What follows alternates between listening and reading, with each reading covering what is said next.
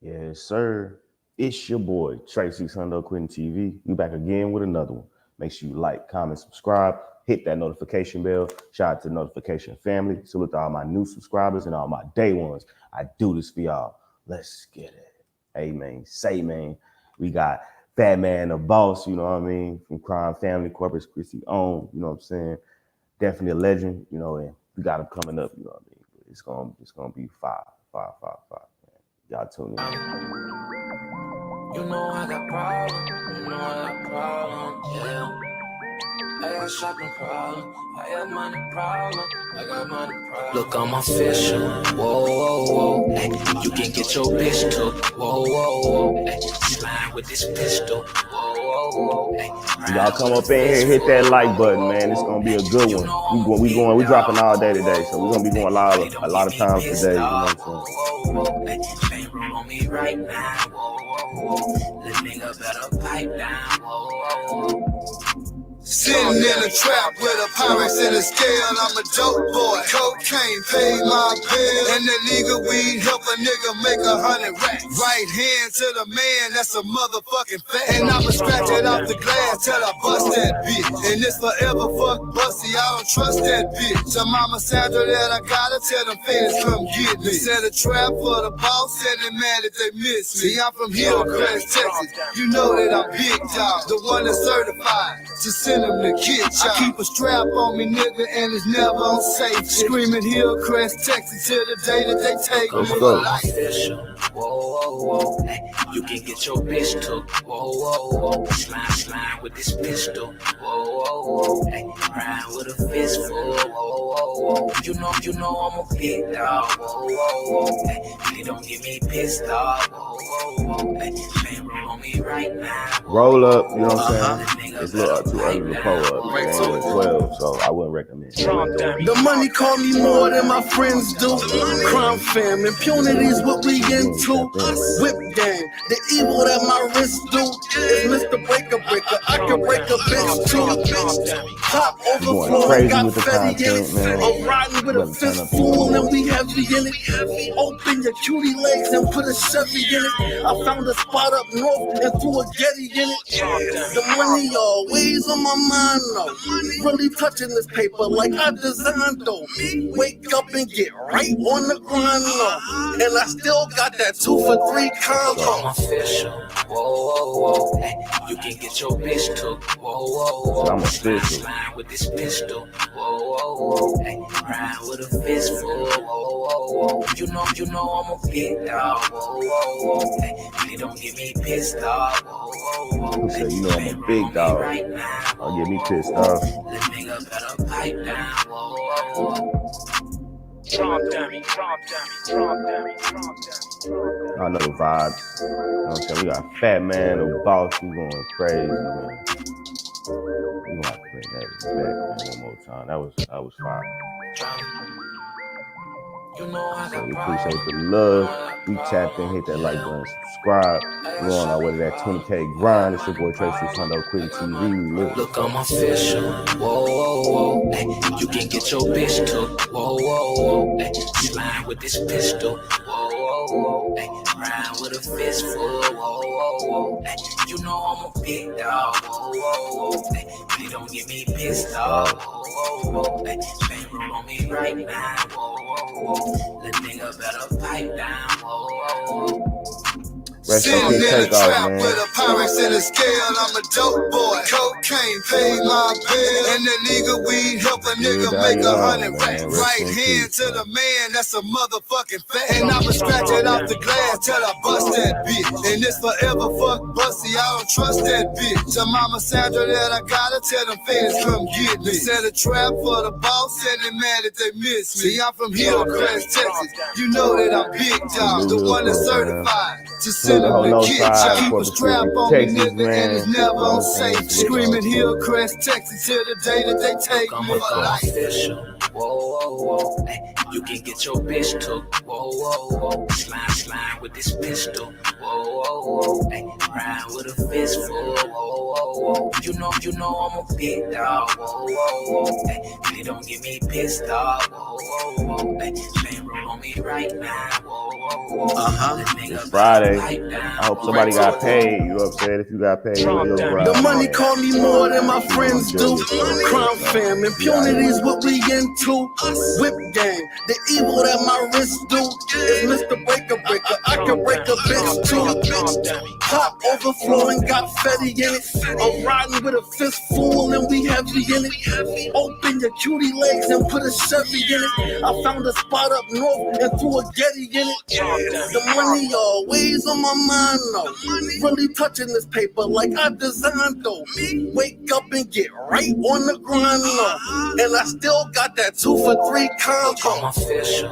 Whoa. Hey, you can get your bitch took. Whoa. Slime with this pistol. Whoa. Hey, ride with a fistful. Whoa. You know I'm a big dog. Whoa. Hey, please don't get me pissed off. Whoa. Y'all know the vibes, man. On me right now. Whoa. Let nigga better pipe down. Whoa. Yeah, you know, we working, man. We got FatManDaBoss coming. You know what I'm saying? Y'all find the likes of, you know what I'm saying? Y'all know how we do. There's gonna be a lot of content coming.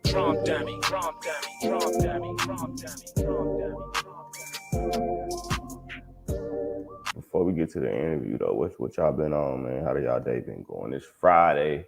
We lit, you know what I'm saying? I'm just waiting on FatMan to get up in here, man. But it's been a good one, man. Takeoff funeral. It's gonna be later on today, tonight. So, you know, that's gonna be something that's gonna change the, you know what I'm saying, the atmosphere. It's gonna be crazy, y'all. We're gonna be covering that too. We're gonna post that we're gonna be going live, so we're gonna be hitting it a lot of times today. It's gonna be a good one. Man. But what y'all got up today? I'm working, like I said, it's the weekend, and we got time. We got time today. We definitely getting it in. Man.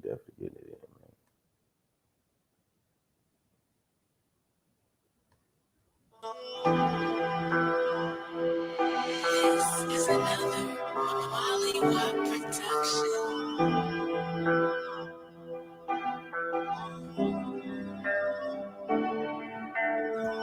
Growing up a young nigga, hell damn. Got older, started shooting, still got hold damn. You jumping off that porch, you better tie your shoestrings. You tripping, fall off in that water, bitch, you better swim. Growing up a young nigga, hell damn. Got older, started shooting, still got hold damn. You jumping off that porch, you better tie your shoestrings. You tripping, fall off in that water, bitch, you better swim. You lose your life up in them streets if you don't practice what you preach. I heard this chopper on a nigga if he thinking this shit sweet. From the Northside Corpus Christi, bitch, I'm putting on for my city. And I'm clutching twin semis anytime I'm in the city. If you claiming that it's smoke, then nigga, you can get up with me. And they go for any niggas feeling like they run the city. Niggas talking like they on that when I'm knowing that they silly. You never slid up on them niggas that sent some shots right through your window. Stop talking straight if you got popped and still ain't do nothing. I know some niggas out there now that's ready to shoot some. You claim you stuck, but your man dead and you ain't do nothing. You say you silent, but in the gym you try to tell on it. Growing up a young nigga, hell damn. Got older, started shooting, still got hold damn. You jumping off that porch, you better tie your shoestrings. You tripping, fall off in that water, bitch, you better swim. Growing up a young nigga, hell damn.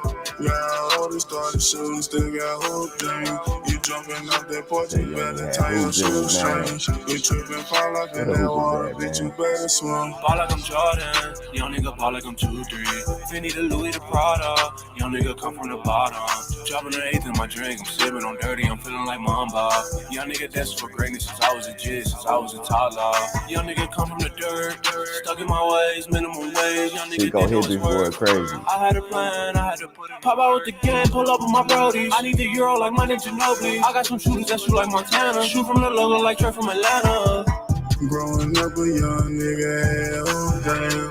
Got older, started shooting, still got hold damn. You jumping off that porch, you better tie your shoestrings. You tripping, fall off in that water, bitch, you better swim. Growing up a young nigga, hell damn.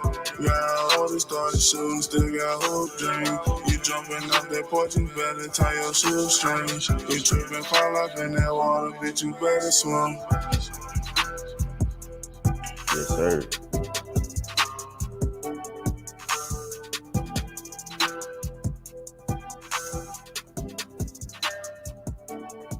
Oh yeah, I was making sure you in here. My bad. Just go. All you gotta do. We got FatManDaBoss up in here, man. You just I just dropped the link in the comments. All right, bring that back. That was fire, man. That was fire.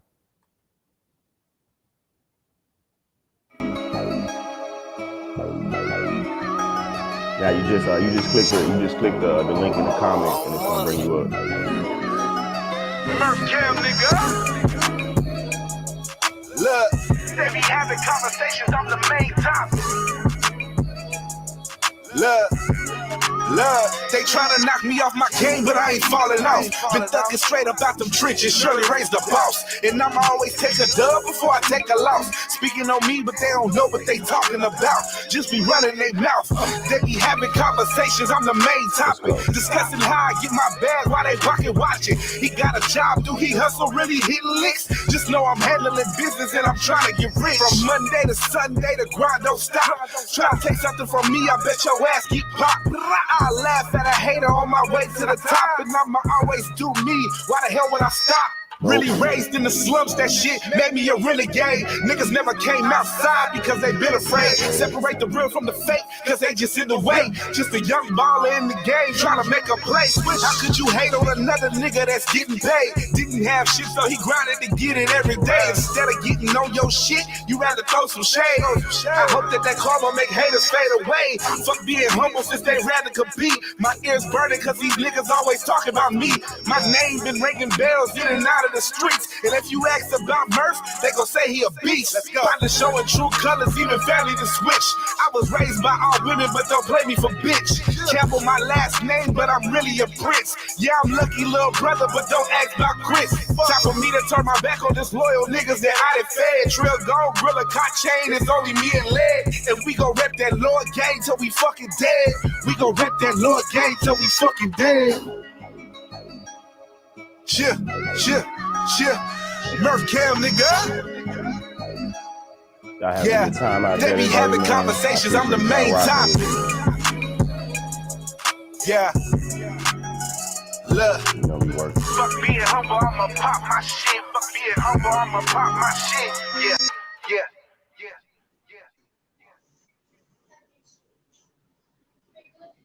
What's up, Q? Sir, yes, sir.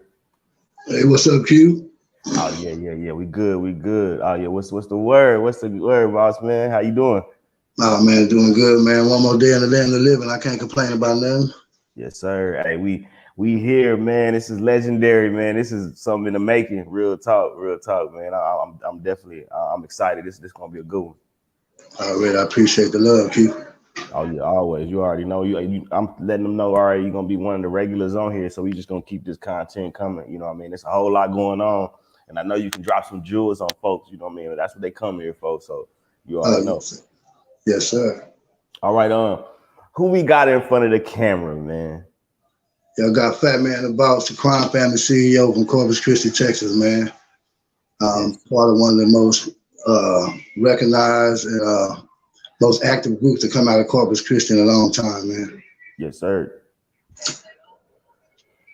And we go get right into it. It coming from Corpus, you know what I mean? Growing up, like, you got some stories as far as like, so well, first we'll get to just Corpus Christi just in general, you know what I mean? Some of the misconceptions folks have about Corpus Christi.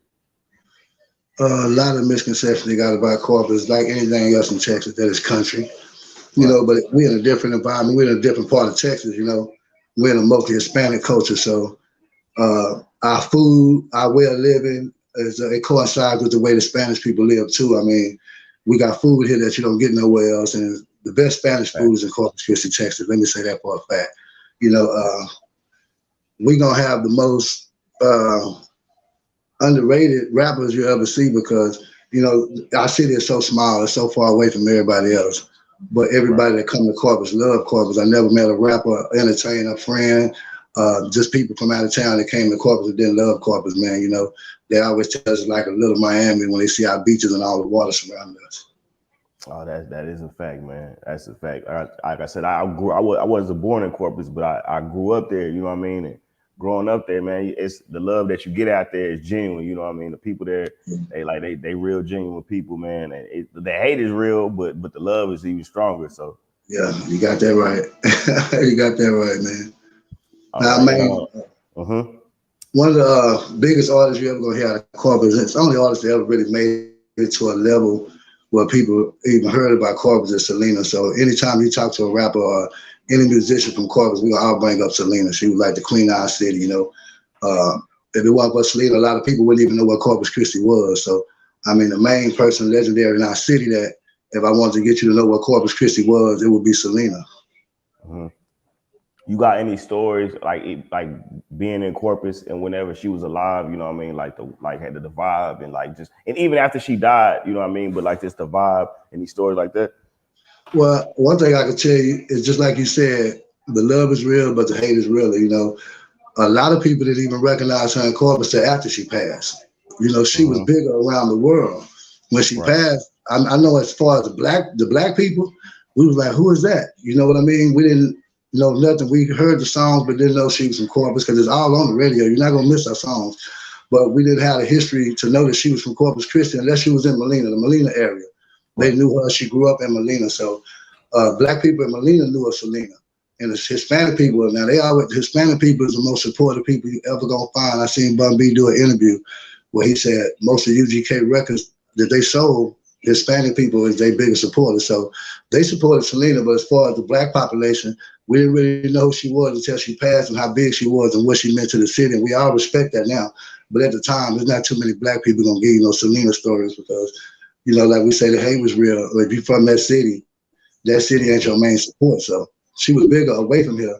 And after she passed, it was like she got bigger at home too. Right.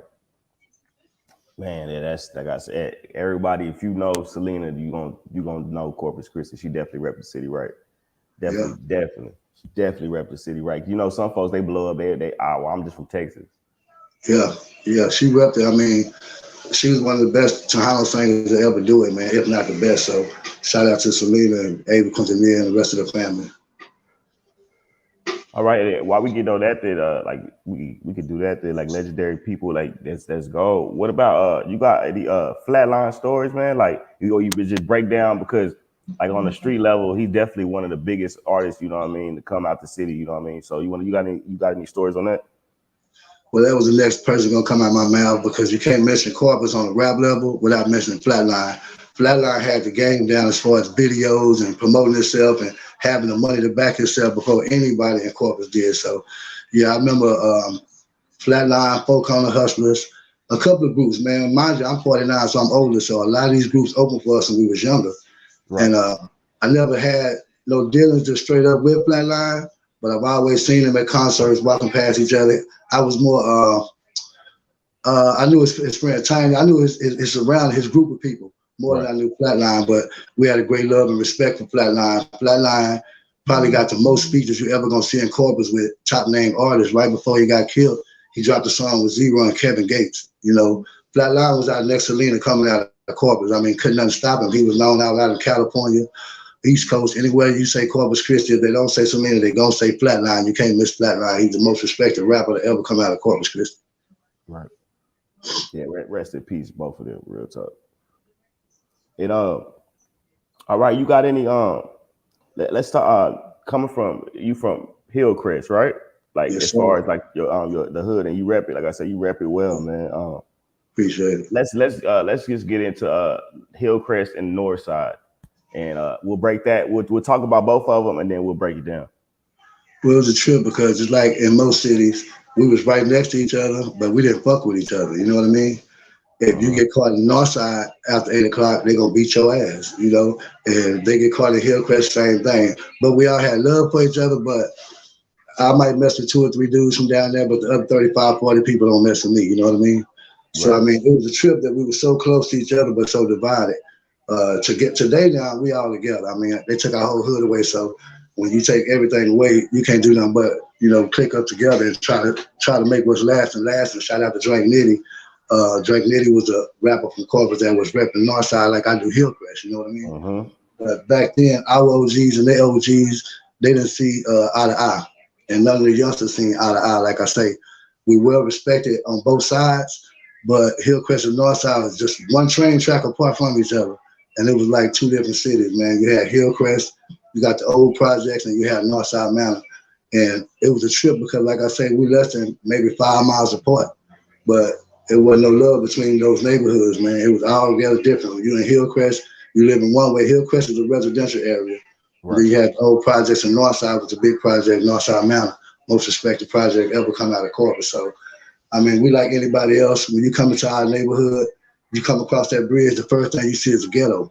You know, all the football stadiums was on our side of town, just like Houston, anywhere else. The main attractions is always around the ghetto, so it wasn't no different in Corpus Christi. When you come across the bridge, you're gonna run in the Northside Manor. You swing right, you're already in Hillcrest, Texas. You know, and that neighborhood was like, it was a good neighborhood when they put it up. It was one of, you could say, the white people stayed in first, and then when the blacks started moving in, they went farther south, like where I'm living now.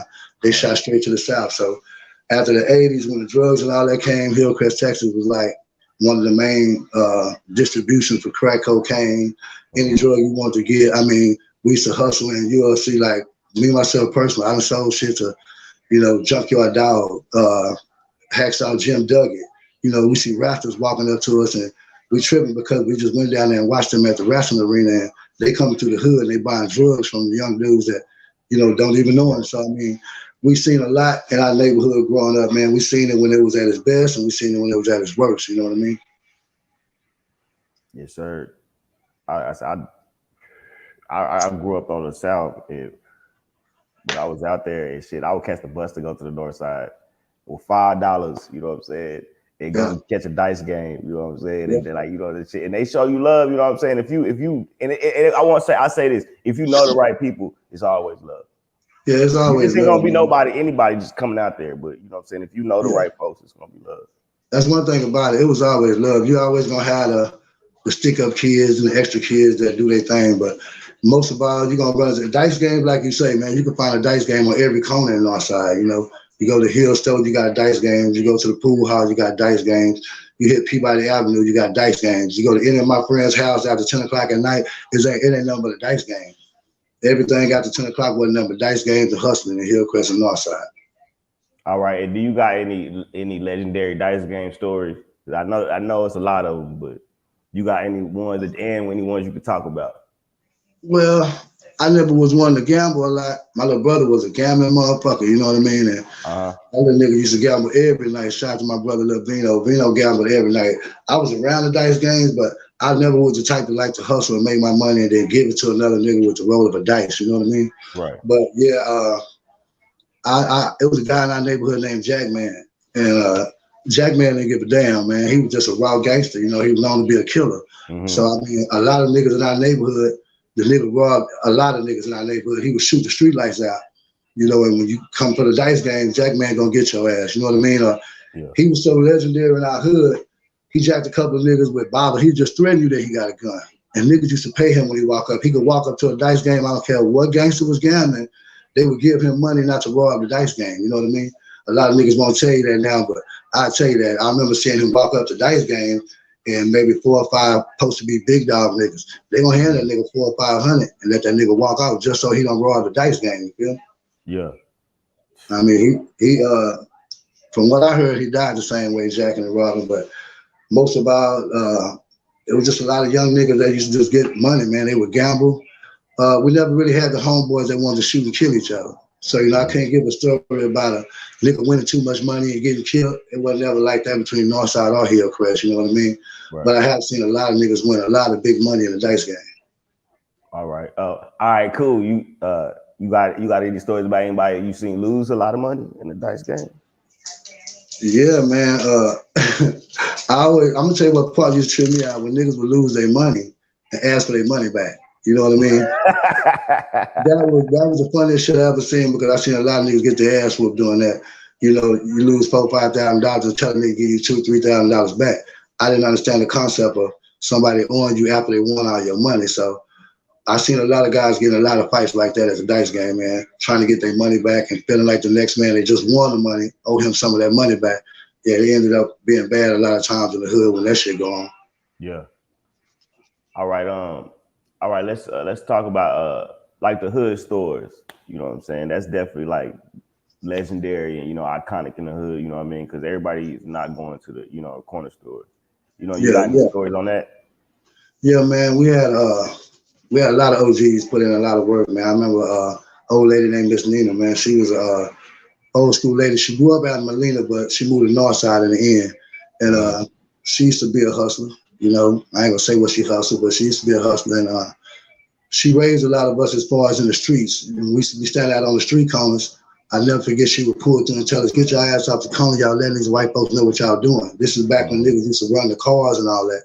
And I kind of got up under her, got a lot of wisdom and knowledge from her. And I think around 1998, man, she had a granddaughter.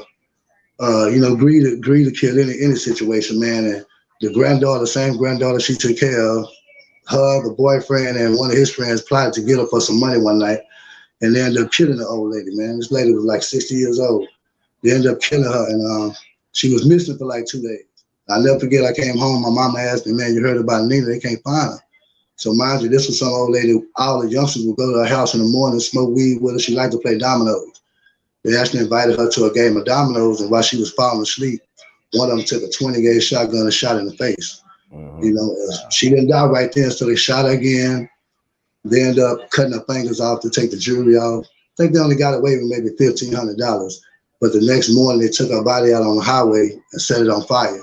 So we found out that somebody had been set on fire on the highway, but it took like another 2 days to find out it was Miss Nina, So yeah, we grew up seeing a lot of greed in our neighborhood. It was a lot of jacking going on. We had some boys come from Houston one time, and they jacked some boys. Well, they weren't even jacking. They was coming posted up on the corner.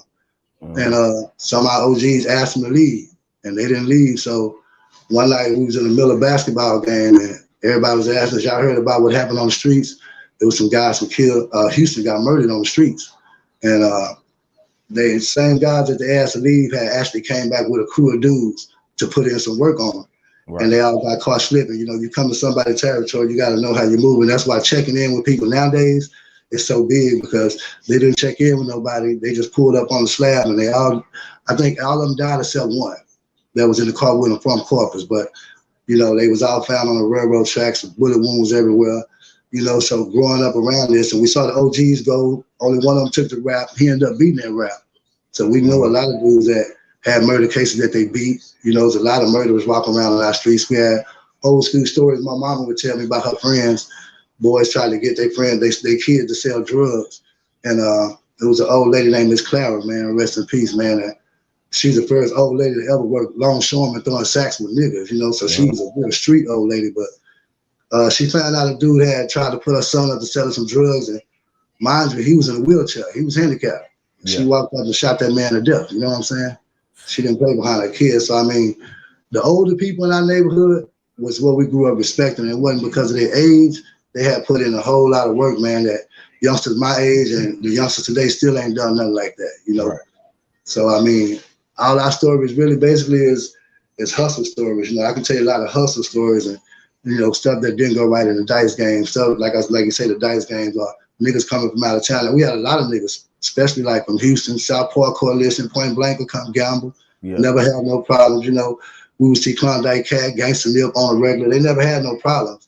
It's just, I guess, certain people and certain vibes, man. When you go somewhere, it's just about the respect you show. Right. No, that's a fact, man. That's definitely a fact. Okay. You got any stories on the Northside League? Like the basketball whenever they would be hooping over there. Yeah. I actually used to coach at the basketball league. A lot of the youngsters that you'll see, they don't call me OG. They're gonna call me coach. I had like 5 or 6 basketball teams down there at the league because I always was one that gave back to the young people. Man, we had our own dance team in the parade. My wife had a dance team, Sparkling City Divas, and we always coached basketball and football down at TCS. We had a recreation in the projects called TCS. And if you're from Northside, you know about TCS because that's where we had our first hood dances.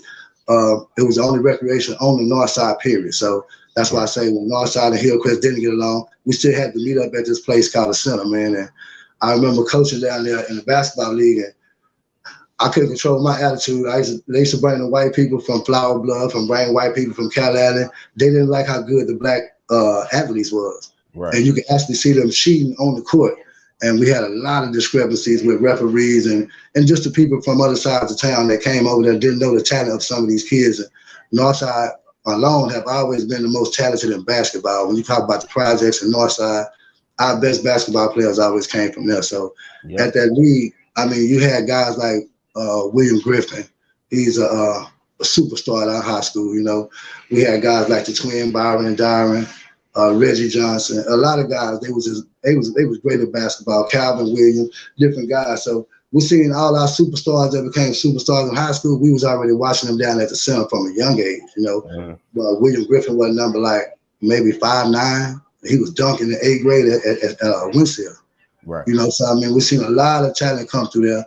Our recreation center was probably the most known. We played baseball for the Cobras. Like, if you didn't have money, like nowadays when we started a league, you usually have to pay to get in. We didn't have to pay to participate in nothing at the center. Right. So a lot of the basketball stuff we played and the baseball, it was only because the center was there, you know. Our parents really didn't have the money to be putting us in different leagues and everything. Because even though Hillcrest was residential, the money wasn't no better than if you live in north side of the projects. And that's what people used to get twisted. They thought we was living better because we was in a house. But when you come to Hillcrest, you would think we the poor ones because we ran pro wings, you feel me? Right. We ain't wearing the high budget clothes. When you go to the projects, and man, these niggas wearing Jordans. That's where all the dope was really being sold at, you know?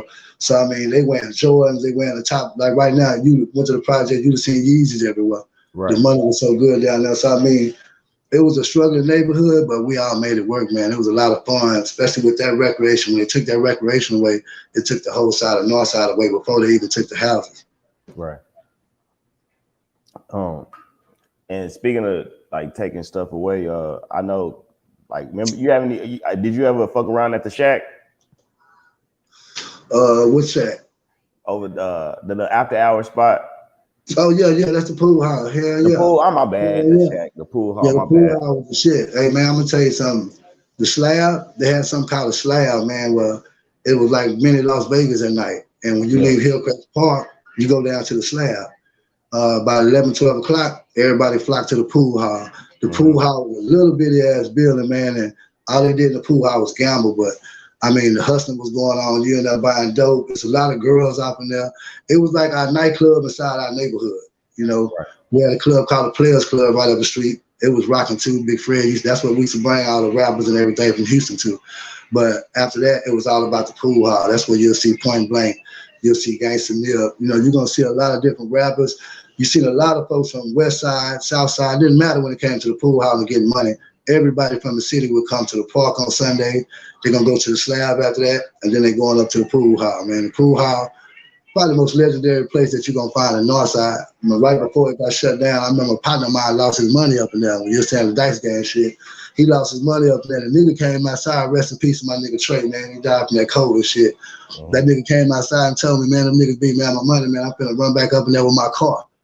I say, no shit. Man, that nigga took his car and ran that bitch up in the pool hall, man. He was that goddamn man. Yeah, I don't remember how much he lost that night, but yeah, he took his car and ran up into the whole goddamn pool hall, shut that motherfucker down. Man, boy, he was out of his mind. He's like, nah, I can't take that L. Somebody got to take an L with me. Yeah, I mean, and up there where it was, the strip where the pool hall was used to be a famous strip back in the day. They had a place called Creasy's. And James Brown, Aretha Franklin, a lot of famous singers came and performed in that building. This is before we was born. This is what our parents would always tell us. So it was in a spot that was legendary. It was black businesses up there. You had liquor stores, you had stores, barbershops, everything on the same strip. In the end, it wasn't nothing left but the pool hall because a lot of old people had died. They didn't pass their business on to nobody. But that was really a flowing black area up there where the pool hall was, man. Black businesses was everywhere. Yep, that's a fact. Oh, and speaking of the Hillcrest Park, let's talk about that. Like, you got any stories like how everybody used to come out? You know what I mean? Man, Hillcrest Park, it used to be, I guess you could say, the neutral spot on Sunday because the West Side gonna be there, the South Side gonna be there. The OGs used to put up basketball. Well, we had the basketball goals, but they bring us the nets out there. They put up a volleyball net. You're gonna see football on one side. You might have 50 people playing football. Basketball goals full of people. You got a DJ out there, and you had a whole other side of the park where they playing volleyball, kickball. It was when the community was a community. You know what I mean? It was like the most known place on a Sunday. Besides the gambling and going up to the pool hall, you know, everybody wasn't in the streets like that, but everybody who was somebody was at the park. The park was kind of like Brooklyn, New York when we was little. You didn't get dressed up to go to the club. You got dressed up to go to the park, and we lived right in front of that motherfucker. So all we had to do was jump the gate, and we at the park. So, I mean, you wear your best shit to the park because everybody going to be there. All the girls going to be there. There's somebody. All the dudes going to be there. There's somebody. The hustlers going to be there. Hey, man, the preacher's going to be there. The deacon's going to be there. Right. Everybody you wanted to see would be in Hillcrest Park. I mean, that park was legendary, man. You couldn't even find a place to park after 8 o'clock. Our whole neighborhood, you know, each side of the park was lined up all the way maybe 3-4 blocks from the park, and people just walked to the park. Well, man. It's crazy. I'd see footage now, you know what I'm saying, when everybody step out. And I can only imagine back then, it was, you know, it wasn't no camera phones, none of that. So yeah, man, I mean, it was legendary. I mean, I shot 2 videos now. We got 2 videos. One was me and my girl did I Just Want the Yayo there. And we shot another one, and you go to those videos, you can see how packed the park be there. And this was maybe about 4 or 5 years ago. You know, it was still doing this thing before they took the neighborhood. So I mean, it was still holding down the crowd of Corpus Christi before they took the neighborhood. Now you won't find too many people go over there because it's probably about 9-10 houses left in that motherfucker. You know, ain't no police security over there, so a lot of people don't go over there no more. Yeah. All right. Let's and I'll get back to some legendary Corpus Christi people. You got any stories on my boy Muddy Casino and Nitty Casino? Yeah, man, them my niggas, Free Muddy and Free Nitty. You know, there's some old rappers going through what we go through in Corpus, being from a Hispanic city, doing black music. You know what I mean? And Muddy took that shit to another level, man. He hooked up with a guy named Bugatti Casino.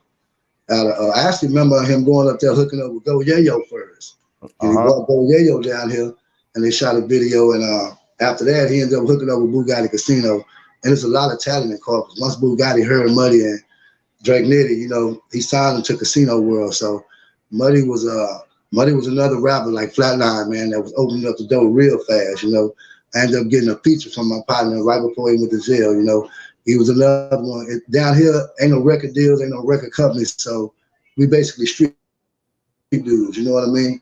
Yeah. We street people that make it happen. So the chance we take to do this music that people see, we really taking real chances to do this music because, like, a lot of people ask me, well, how much you make off the videos? And I tell them, man, look at, we just spend our money down here.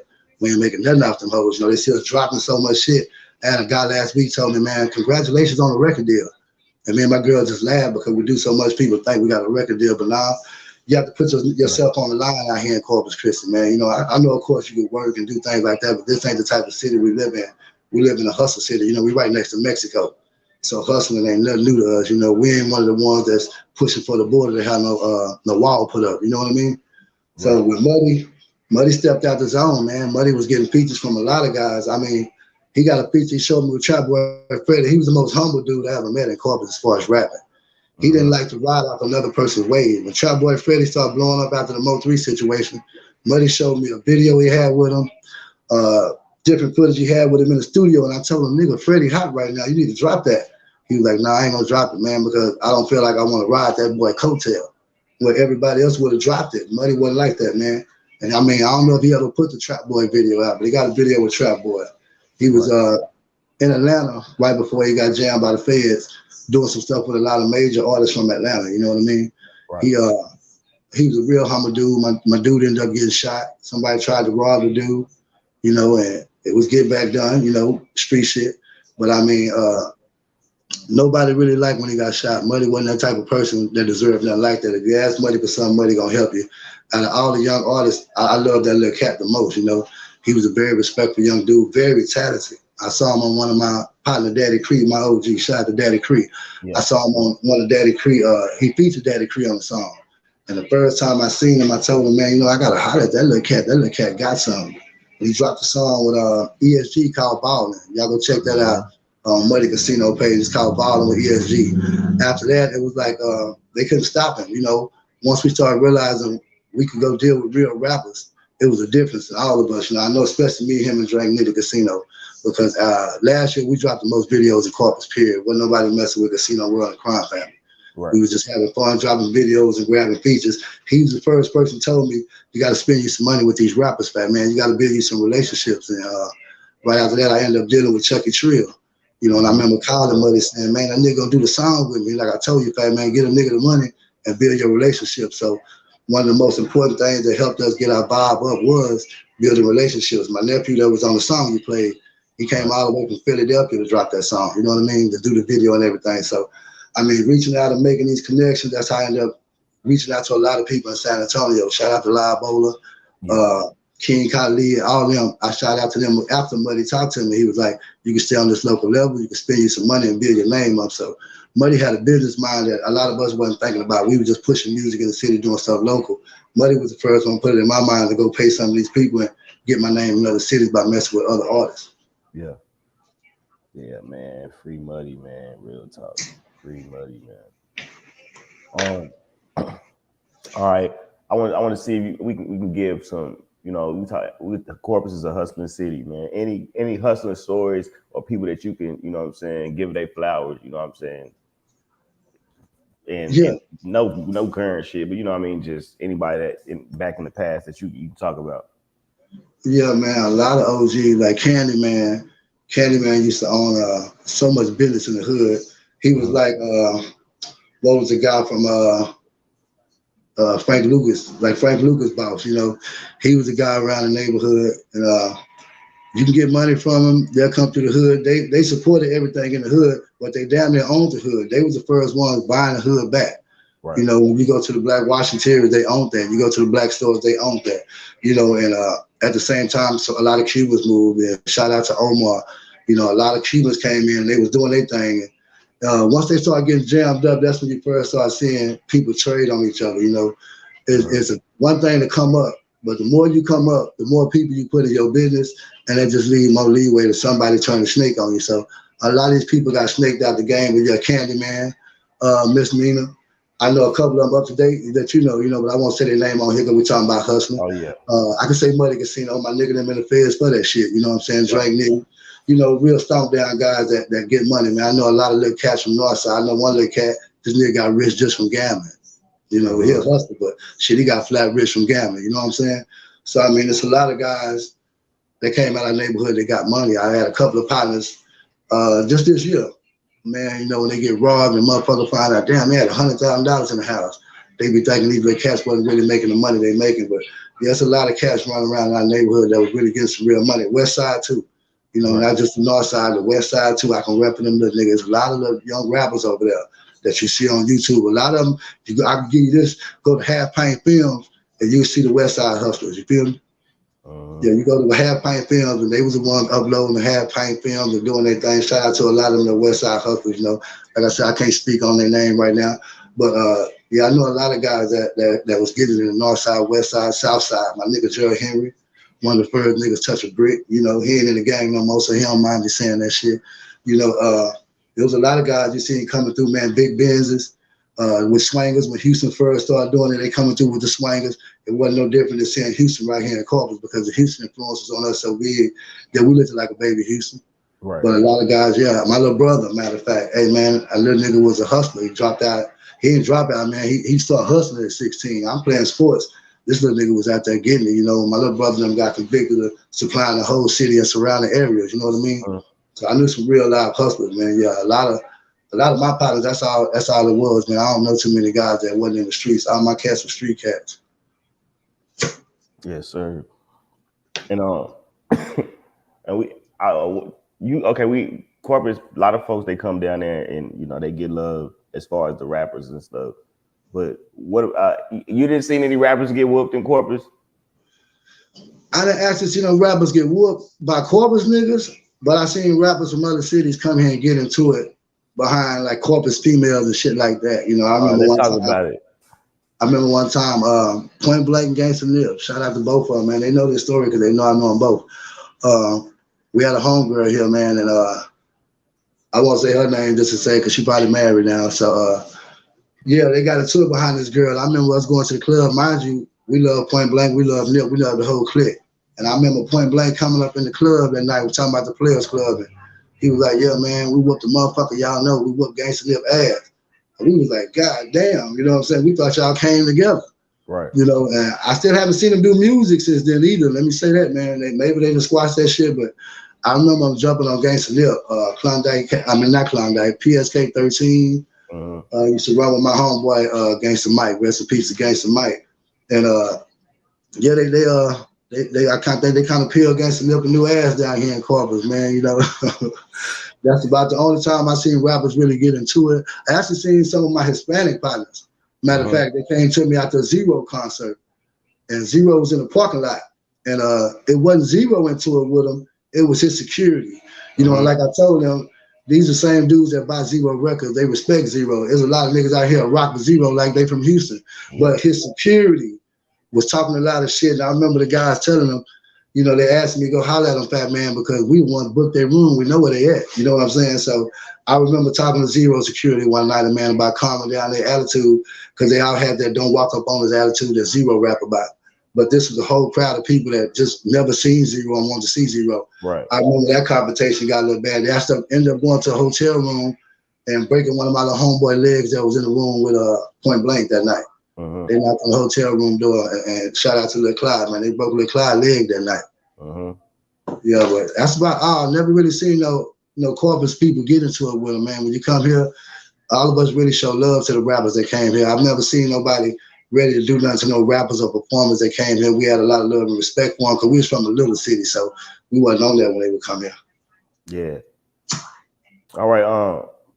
Let's talk about just your transition. I definitely respect, like, you know what I mean, like your transition, like to being like, okay, you're an artist, but you also a CEO, and you also like you look for talent. You know what I mean? A lot of artists, you know, they be in the game for a while and they could be looking for talent and showing the youth love. They choose not to do so. Yeah, man, that's my thing. Like I said, I'm 49. I'm not looking for a record deal. All I did music for was to show them who they be talking about back in the game. When we was rapping, me and my partner, Daddy Cree, we was hustlers. So we would make CDs, but we never shot videos at all. I mean, we did a lot of concerts. We used to get paid for the concert. They charged $10 a concert.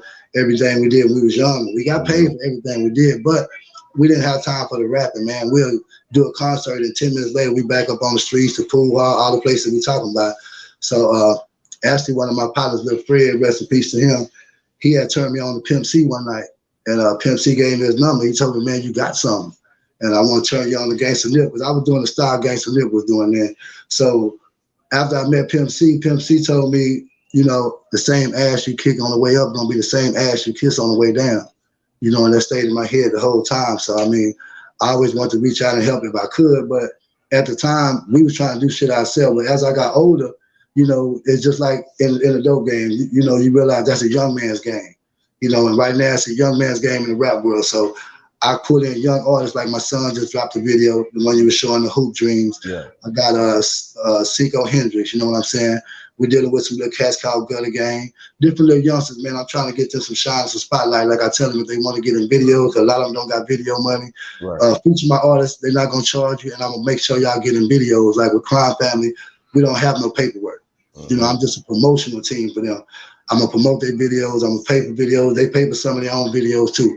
I get them to a level where they think like bosses and don't think like you need somebody to do something for you. So shout out to Seco and CTV Mail. You know, they put their money behind their studio time. They put their money behind their videos. They working. None of my artists sell drugs. That's another thing I had to make sure I didn't put my artists in no street shit. You know, that's one thing killed my partners out of casino. You know, you can't have a whole clique drug dealers, because if somebody get hit, you're gonna mess up the whole movement. So when it comes to Crime Family, from First Lady on down to all my young artists, everybody working jobs and they get their money legal, you know what I mean? Right. So I just push the rap shit for them on this end. And like I tell them, this ain't nothing but a chance to make it. We're just throwing our shot up, you know what I'm saying? But they don't take the music serious enough to not worry about what's going on in their life. They're gonna keep their shit straight, they're building their credit up. Staying out the streets and staying out of trouble is my thing. As long as you stay out the streets, stay out of trouble, I'll pull a young artist in. But if I see that you want to be the biggest dope boy in the neighborhood and all that, I can't deal with that dude. because, you know, I don't condone my little youngsters selling no dope. I don't condone them doing nothing but protecting themselves. They gonna pack them pistols. But as far as crashing out and stepping on people, I get on their ass about making drill music. You know, my son just slipped to Houston and made a drill song. I know that's what the fuck he went made, man. You know, he'll get away from it, get around to probably gonna make him a drill song. And, you know, I support him in everything he do. You know, but I don't want to fall into that realm of what these young niggas doing. You know, you see so many young artists, look at King Barn and Mo 3. They never got to get to the level they should have been at because they got killed before they got there. So my main thing is to pull these artists before they get in them streets and keep these artists out the streets. Let them know you can get paid doing this music with this YouTube and Facebook. You don't need record companies and DJs no more. You know, so you got bloggers is the best thing to have on your side. That's why I appreciate you doing this for me right now. Because that's the best tool in the game, man, is getting up under these bloggers. Because the radio not gonna play your music, man, you know. And Corpus, there's no artist on the radio on a regular. We had a couple of radio stations gonna play a song this week, but you never hear the song no more. People can request it all day long and they're not gonna play it. So my main thing was to get them to not worry about the radio, not worry about the streets. Just get on here, make your music, drop your video. The most important is the video. Stop, you know, doing so much SoundCloud. I got a lot of artists. They send me SoundCloud forever, man, you know, and I be telling them, you got to put that in video, man, pay you some money. Like I told you, when I first saw you, I was like, Q, I'll pay to get my team on there, you know, because I know how important it is to get to these platforms and get yourself seen, man. So we really appreciate you putting Crime Family on that platform. Oh, you already know, man. It's love over here. I said, I'm glad we did it. We doing it now, you know what I'm saying? Because we bigger now, you know what I'm saying? Shit is, you know what I'm saying? Shit is making a bigger impact in this little pool of YouTube and all this shit. Yeah. It's good, man. Really? All right, and all right, you got any stories? Okay, because I'm gonna give you your flowers. You definitely one of Corpus Christi's first like platforms to like come out as far as interviews. Like that's what like you can't sleep on that. You know what I mean? That folks don't realize. Like you probably was one of the first ones to actually start interviewing people. You know what I mean? Yeah. You know what I mean? What's some live stories you got doing the interviews? I actually had a homegirl, man. She had been shot by one of my partners and made it. He ended up killing himself after he shot her. And she probably the biggest interview I've done. But what my city appreciated, I went to the hood and got hood stories like we're talking about. A lot of these hood OGs I'm talking about, if you go to my Crime Family TV channel on YouTube, it's called Sit Down with the Boss. That's where a lot of them at. All the OGs that I can tell stories about that I probably can't think of right now, they own there with interviews, you know what I mean? So I went back to my hood because my hood ain't there no more. So I was like, let me go get some of these people to tell the stories, how we grew up, even on the South Side, even some of the high schools. I interviewed some of their football players. I was trying to get my platform to a status so I can be like you know what I mean? Somebody like you. So I just started involving more than just the music on my channel because people don't get up and listen to music every day. Right. So I was like, well, let me start doing some interviews and interviewing some people with interesting stories that I know from the hood. You know, shout out to Daddy Creek, Northside Ball Squad came and sat down with me, done interviews. I got a lot of respected people that came to my house and sat down and done interviews, you know what I mean?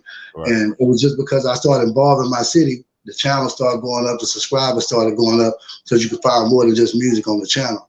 Right. You know, and as I did that, I probably got 90% of Corpus rappers on my interviews, you know what I mean? If it's a rapper that they want to know about, you can tap into Crime Family TV.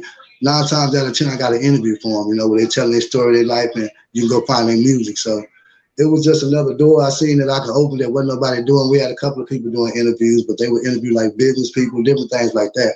So I just took mine to the hood, and when I took it to the hood, everything popped out for me. Right.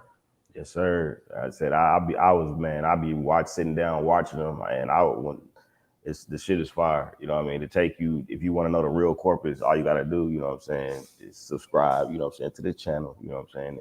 It's gonna get you right. All right, you know, every year I do every year the past 3 years, 3 years, we've been doing a Corpus Christi, you know, top. It was a 15, then we turned it into a 20, you know, artists, you know what I'm saying, to look for. Yeah. The list, you know, and already I don't even want to ask you no questions on that part about it, but because I believe everything starts after the list, post list. Who do you think has been going crazy? You know what I mean? And we just gonna focus on that. Who do you think's been going crazy and since the list dropped? And this is for people that was on it and who not. I mean, just people that wasn't on it, people that was on it. Just who been turning up since then? I would have to say Drippy Drew, man. The little cat Drippy Drew, you know. That little dude ain't never stopped. I was in the studio the other day and Johnny Woo was saying he was back at it. You know, he well deserved to be on the list. Little Drippy Drew, man. I could say a lot of artists, just like I say, Casino World, they was locked up. Some of them, and especially them, they would have still been turning up. But I see people doing music, but on the level of that, TMP. But and I say this because you can see them in other cities doing concerts and shows with big name artists. You know, Drippy Drew got one I think he's gonna do right now with Lil Kiki and Corpus down at the Bridge nightclub. Right. You know, a lot of artists that was on that list really not pushing that out this year. I ain't gonna lie. You know, Corpus kind of slowed down after the list. Tell you the truth, you know. I just want. That's why I brought it up. Yeah, Lil Drippy Drew. I can only say Lil Drippy Drew, man. Just off the mind, TMP, Lil Drippy Drew. 2338 was banging at the time. We got one of the artists doing some songs. We're gonna drop this weekend with the Murder Mamas. Shout out to Fam Ace, man. Fam Ace been doing a whole lot. Love Fam Ace from 2338.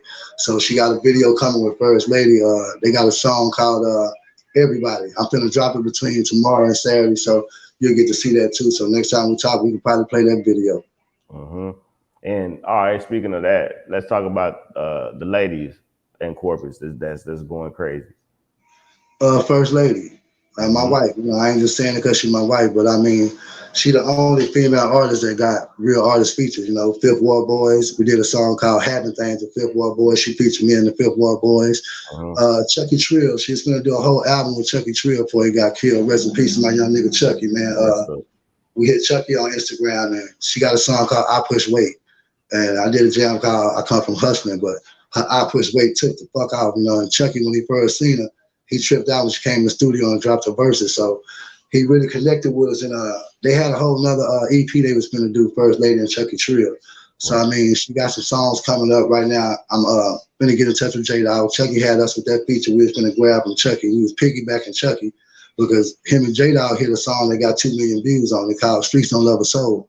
So he told me, OG, man, go put up there with J-Dawg, man. My thing is to push First Lady. That's my real artist. C2B Nail, First Lady, Seco Hendrix, YBU and KO. Those are my artists, you know. And my thing is I'm finna get back to Houston because I took a hit in the game this year. I had 2 heart attacks this year, you know, so it slowed us down. I dropped the video, the one you played at the first of the year. And I caught a case coming back from Houston with 10 pounds of synthetic weed. So I got 2 years deferred adjudication for that. Just coming back from lawyer fees and court costs and all that on top of the 2 heart attacks. So I'm going to get them back in the rhythm, doing some music with people out of Houston, tap in with some young artists out of Dallas, maybe Casino World, things like that. Try to put them on some different platforms of bigger artists because the longer they stay local, they probably won't get known down here. Right. No, that's a fact. That's definitely a fact, man. All right, we definitely gonna get to some current events, man. Well, you know that we address the elephant in the room. You know, rest in peace. You know what I'm saying? Takeoff. You know, and what do you think about this whole situation? Man, it's really sad because when you tell somebody to tap in with you, it's a reason you tell you. If I tell you, Q, come in and tap in with us when you get here, I'm supposed to explain to my family before you get here. It's a must rule that nothing happens to this man. I ain't gonna have nobody get into it with this man.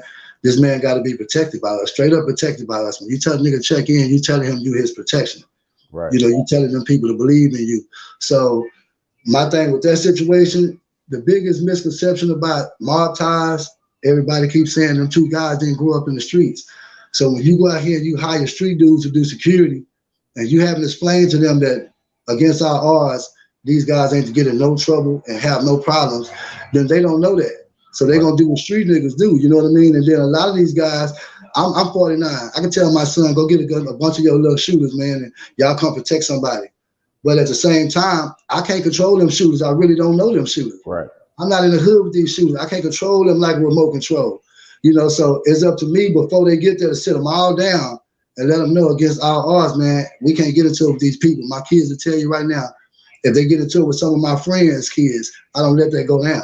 Right. These are my friends' kids. You can't do that. That's a violation. So, you know, we live like that day to day. So if I invite you to come down here, there's no way my son's going to end up being a suspect in something that's done to Clinton. And that just ain't no real shit. And then for them to sit back like they didn't know what happened is because they know what happened, you know. And Right. When J. Prince Jr. won't speak on the situation, he put up an old ass video, didn't have nothing to do with the situation. You know what I mean? That shows guilt, man. I mean, I don't feel like he can control the guys that he go pick up and hire for the security. You go into the hood and you getting cast at street niggas, and they do this every day for a living. If you look at the Boosie situation with Duke the Jeweler, the street niggas were standing in the back. They weren't nowhere near the gamble table. Mm-hmm. They was nowhere near the gambling table. You know what I mean? My thing is, sometimes, man, you just they more secure in themselves than they is the person they told to check in with them. Right. You know, his security was ready to rock for him, but they went against Takeoff and them like they weren't even a part of the people that came with them. These people going down there getting hurt by people that invited them down there. And ain't nothing real about that, man. Not in our city, not in our book. On anybody watch, you ain't supposed to let nothing happen to this person. If you told this person to check in with you, they're on your watch. And they should be secure. They should be able to do whatever they want without having no problem. And if one of my partners was to step up and say something to you, it's up to me to step up and say something to him. Right. But I should be able to control what he thinking. You know, or else me and him gonna have a problem. But it should never be where you stand back and let some people you told check in with you get fucked over and walk past them like you did that dude. I didn't respect that at all, man. Yeah, man. That's tough. That's definitely tough, man. And okay, and you know they got the funeral today, and I don't know, but do you think that J. Prince Jr. or anybody from that side should go to the funeral? Hell no, they better not. They better not. And the reason why I say that is because the dry ass responses they've been getting out of Houston. Then you got the little dude, Cam ain't bullshitting. He on there trolling them and everything else. So just that little cat actions alone, it make it where they unsafe out there in Houston. And then why would Atlanta give a damn about doing something to them when they let that man get killed right there and they missed 40 people, like they say, at a private party? I was watching a video with Percy, like Percy say, it's a private party. Right. We invited these people, you know what I'm saying? And 40 niggas ain't 50,000 people. You could explain to them, these guys rocking with us, that ain't nothing supposed to happen to them. You know what I mean? Right. Those guys didn't seem like they was in a room with niggas that gave a fuck about them at all, man. So I don't feel like it's gonna be no welcome map for J. Prince Jr. and not even J. Prince Sr. I don't feel like Rapper Lot should attend that funeral. Right. Yeah, that was my thoughts, man. I mean, it's not about you gonna get touched or who will or what anybody can do. It's just about, you know, the family and how they feel about the situation. And, you know, and they didn't offer no real condolences to the family. They come on trying to explain why the people they rock with rock the way they rock. They didn't come on and say, we're gonna take this, man, and we're sorry about what happened. The word I'm sorry mean a whole lot. It go a long way. And not one time have you heard them say I'm sorry. You know what I mean? If the J. Prince Sr. would say my nephew, but you know, never say I'm sorry. Give a formal apology. Nobody gave an apology yet. So Atlanta not feeling that, man. Nobody ain't showed that they really was hurt by what happened to Lil Takeoff down there. You know, they haven't showed Quavo no love for him losing his nephew down there. And that's the first thing you gotta do when you amend the situation, say I'm sorry. Ain't nobody from that side saying I'm sorry yet. Yeah. Yep. No, that's a fact, man. Yeah, he said the nephew. He said that's my nephew, but it was no admission of guilt. You know what I mean? At all. Yeah. You know what I mean? No responsibility taken, or you know, yeah. No, that's a fact. Okay. Well, some recent news. Charleston White, he has been taken off YouTube. You know, his channel has been deleted. So yeah, it's no more Charleston White, at least on his channel. I'm sure he's gonna do interviews, you know, everywhere else. But I just want to get what you think about Charleston White, and then what you think about him. What you think about him getting taken off the internet? But what do you think about him in general? He was getting too strong for the internet. You know, one thing Charleston White was doing, don't nobody want to admit. Charleston might say some of the most fucked up shit he do. You know, I hated when he said that shit about Pimp C. I was mad at Charleston like a motherfucker. Yeah. But when Charleston sit down and tell you shit, like I was watching an interview yesterday, and he said, people like King Von Mama, you know, she never went on there and said my son wrong for doing nothing he do. You know, he say some real shit, man. I mean, the guy, when he called T.I. out, T.I. dog little flip, they were showing him dogging promoters. T.I. didn't have no response because Charleston White gonna only tell you the truth, man. You know, besides the disrespect and the dead people, you know, I don't condone that part because he doing no better than the young people. But on a general basis, man, Charleston White be saying some shit that a person that changed their life don't say.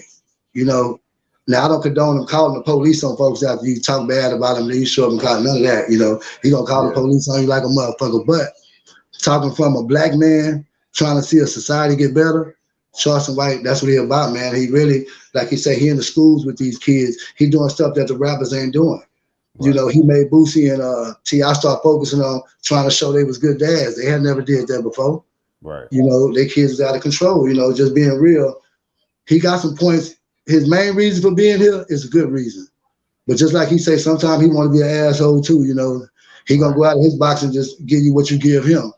But when you sit down and listen to Charleston talk about a way of living and progressing and the things that's killing our black community, he right on point, man, 100%, dog. The drill music killing our community. I mean, I pray for all them guys in Chicago, but Chicago been like that since the Candyman movie. The director said he had to get permission from the gang to shoot the movie in Cabrini Greens way back then.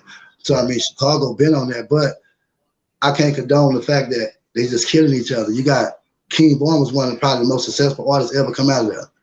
You know, and to die out on the streets behind something that wasn't worth $20, you know what I mean? These guys are losing their life, Mo 3 them. You know, when bodies start dropping, you can't change that situation because that's when karma involved. So it don't matter, even with the Nipsey Hussle situation. At one time before Nipsey started helping the community, Nipsey was a Crip. Right. You know, so Nipsey had to put in some work. You know, and all that shit gonna come back on you, man. You know, when we was young, we was blinded by wanting to be in gangs. And when I went to San Antonio, I was in love with Rigsby Court gangsters, man. These niggas out of San Antonio, East Terrace gangsters and different sets that was in San Antonio, because wasn't no gang back in Corpus, you know what I'm saying? But San Antonio had that shit in. Nowadays, I wouldn't even influence it, you know what I mean? Right. It was something that we had a very bad misconception of. Even Tookie Williams, he wasn't trying to gang bang before he died. He was making children books, man. You know, so everybody came to their senses, but these youngsters, they going through the same thing we went through. Like I say, with the drill music, you know, with my son them writing songs, they don't focus on saying, I was tripped out when he came out with Hoop Dream, because the rest of the shit, he like, Daddy, man, we're going to be talking about these ops we got, you know? And that's another thing. I see older cats looking up to younger cats. You know, I'm 49. I ain't got no business using words like gang, and ops. Right. You know, and you got older cats right now screaming gang, and ops, like they looking up to the young world. So the young world confused because they don't have nobody to look up to, because all the old niggas that really wasn't no gangsters back then, they coming out on these records and shit now, rapping about gang banging and shit that didn't go on. Ain't wasn't no gang banging in Corpus. Maybe the Hispanics, but gang banging wasn't going on in our city. So any nigga you see from our city, they say he was gang banging. Back then, he a lot, and you got him now. But back in the 90s and 80s, now there wasn't no gang banging in Corpus, man. San Antonio, it was like a baby California then. It's like a baby California now. You know what I'm saying? So, I mean, being through all that, that's why I don't condone my little rappers. Like I tell them, you go out of town, you got to show respect. We had a rapper that came from Corpus, got killed up in San Antonio right before me and my crew went up there and done some shows, you know. Mm-hmm. So you got to really be standing on that shit when you go to these cities. You go to Dallas, you go to Austin, you go to Houston, and you repping that shit. And they're going to see if you standing on that shit. So you might fuck your whole career out trying to prove some shit you don't know nothing about, man. That's a fact. Oh, that's definitely a fact. And okay, cool. And I kind of want to bring it back to like we both know, like both of the cultures, the black and the Mexican culture, you know what I mean, they kind of intertwined in Corpus just because how it is. You got any stories or any on any you know, Mexicans that you done met in Corpus? Yeah, man, my partner Merc Rock, rest in peace. I say he died from the COVID. The OG Miss Nina, when I was younger, she told me, baby, you in Corpus, you're gonna have to put you a Mexican in your group, straight up. I'm like, why you say that? She like, baby, you can't keep hostile on them. You're gonna have to start featuring you some Mexicans if you want some Spanish people to start listening to you. Mm-hmm. And I went and got him for a song called Coke Boys. And I went and got Drake Nitty before he got with Casino. We did a song called Ice Cream Man. And ever since I started intertwining with my Hispanic musicians, that's how Crime Family got to what Crime Family get. Out of my 600 some subscribers, 500 subscribers probably Hispanic, you know what I mean? And I mean, everywhere we go in the Hispanic culture, they always ask me, ain't you the one on that song with Merc Rock? And I be like, yeah, that was my little partner, you know? So it's very important in Corpus to not be so biased with your music, man. You got to put these Spanish people on there, you know, and they got a lot of talent. Don't get it twisted. It's a black game when it started, but man, I know a lot of Hispanics, man. My little partner Vino, man, he cold with it, man. He did a lot of music with TSL, matter of fact. Like that their name, so I was walking there. Mm-hmm. And I know a couple of guys, just like Flatline. You know, Flatline was known in the hood. Flatline was like he went from Northside, but it was like Northside knew the whole story of Flatline. We knew more about Flatline than we knew about Selena. You know what I mean? Mm-hmm. So I mean, down here in our culture, Spanish rappers are very well respected. Droopy Martinez, AB Da Vinci. I got a lot of partners that I fuck with. You know, my little partner I just dropped a song with, two of his partners got killed, and he came to me to do the song, like a memorable song to them. So I mean, that made me, it touched my heart that you came to a black person and we in La Quade shooting the video. Shout out to RJ the Prince. Free my nigga, he in jail right now. But yeah, man, the Hispanic culture is very, very important to Corpus Christi. It's very important in the rap game because the hate that you'll see from your own people, you ain't gonna see it from them, man. They support what they like. If they like it, they support it. They don't care who don't like it. Hispanic people are very open with their opinion and they're very open showing love, man. And shout out to all the Hispanics that I grew up with. I love them all, man. Yes, sir. Yes, sir. Oh, okay. And what do you think about the whole Zero and Trey situation? Like, what do you think about that whole fiasco? Well, you know, it's a rap situation and it's a street situation. And I've been in the streets all my life. I'm not an industry nigga. Mm-hmm. So from what we gathered was about when they got pulled over and the guy went to jail for 2 years. You know what I mean? Right. J-Ton.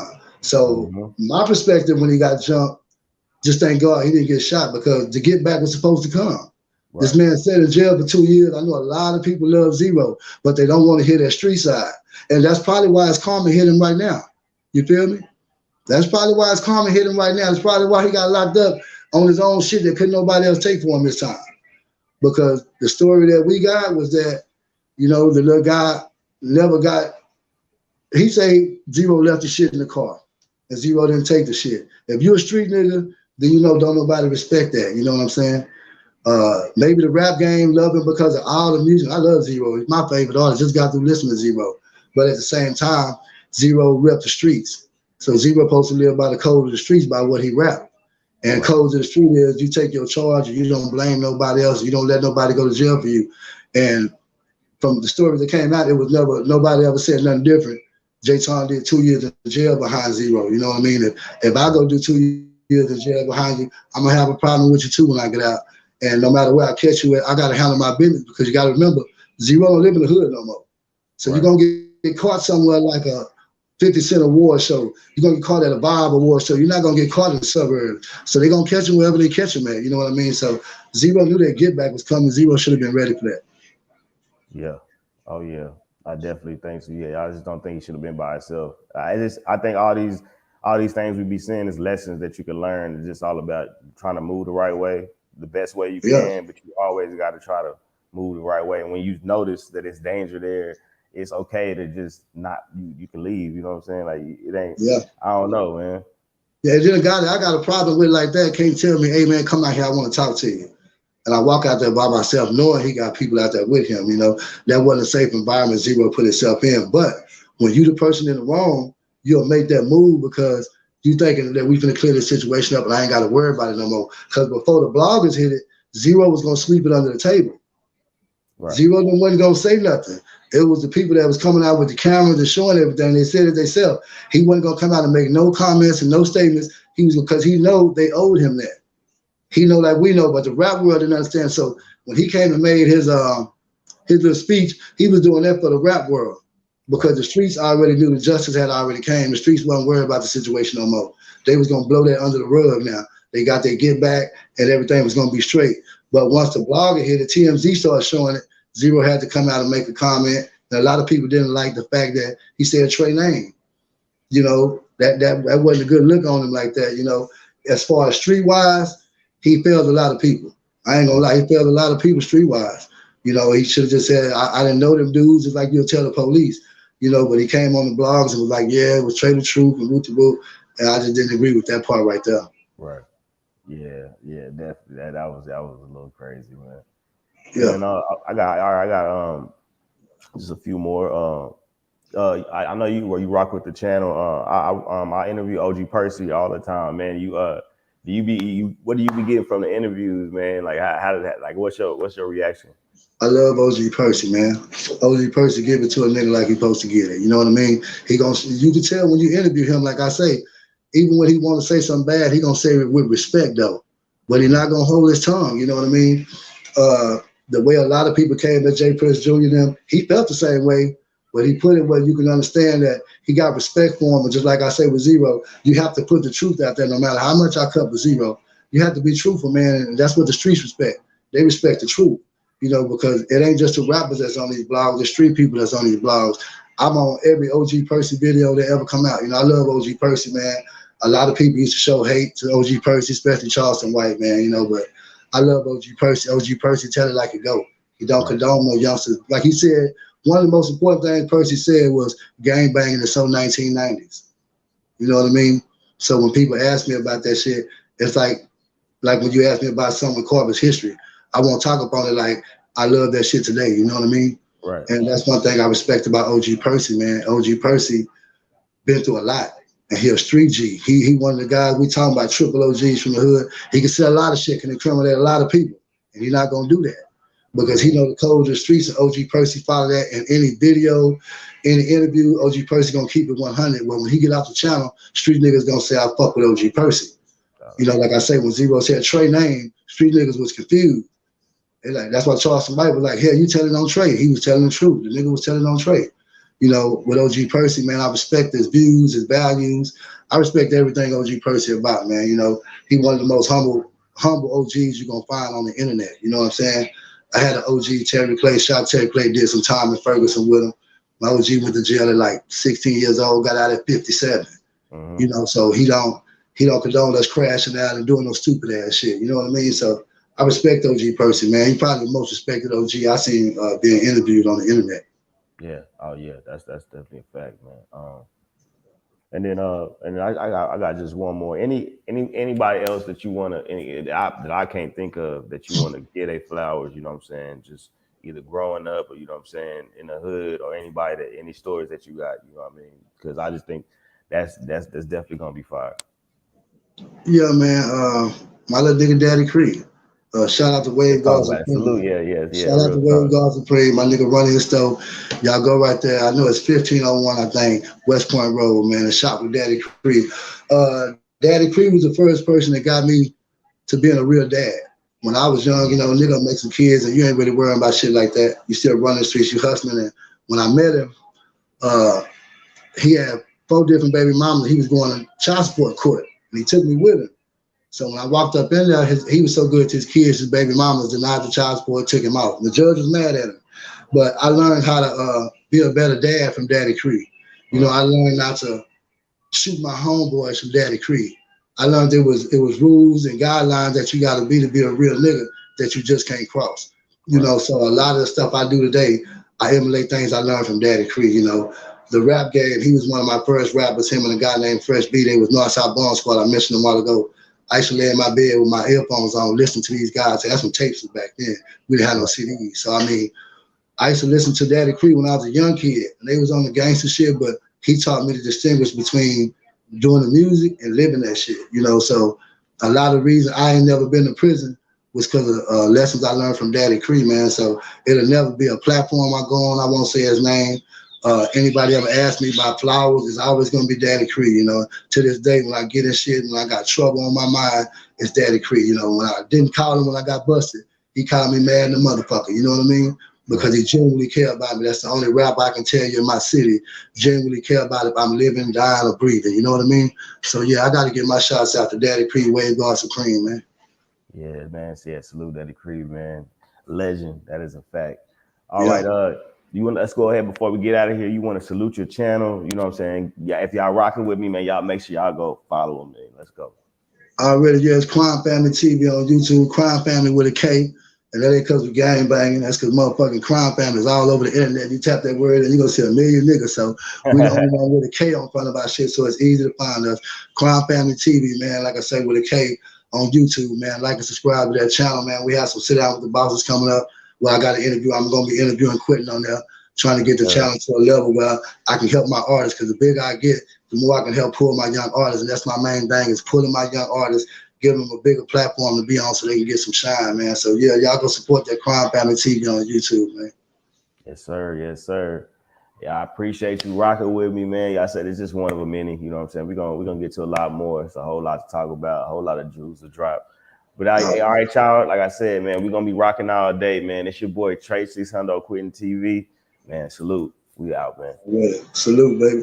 Y'all hit that like button before y'all get up out of here, man. But we turning up all day, y'all. Already.